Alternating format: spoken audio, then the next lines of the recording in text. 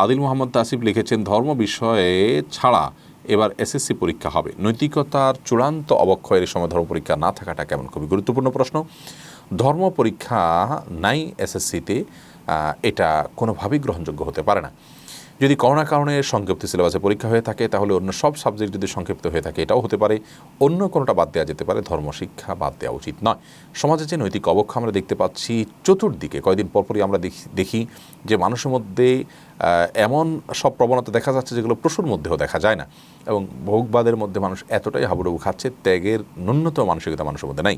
তো এইরকম একটা অসভ্য সমাজ যদি আমরা পাই তাহলে সেটা আমাদের কারোরই কিন্তু কাম্য হতে পারে না।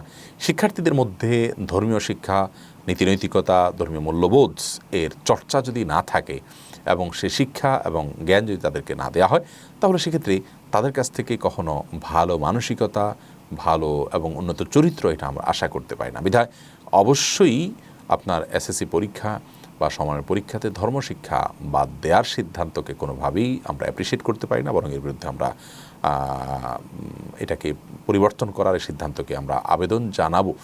ইতিমধ্যে যদি পরীক্ষা শুরু হয়ে যেয়ে থাকে তাহলে ভবিষ্যতের জন্য আমরা সাবধান হওয়ার কথা বলবো এবং কর্তৃপক্ষের ক্ষেত্রে দায়িত্বশীলতার পরিচয় দিতে হবে, এবং এই ব্যাপারে দাবি সর্বমহল থেকে ওঠা উচিত যে ধর্মশিক্ষা বাদ দেওয়ার কোনো সুযোগ নেই।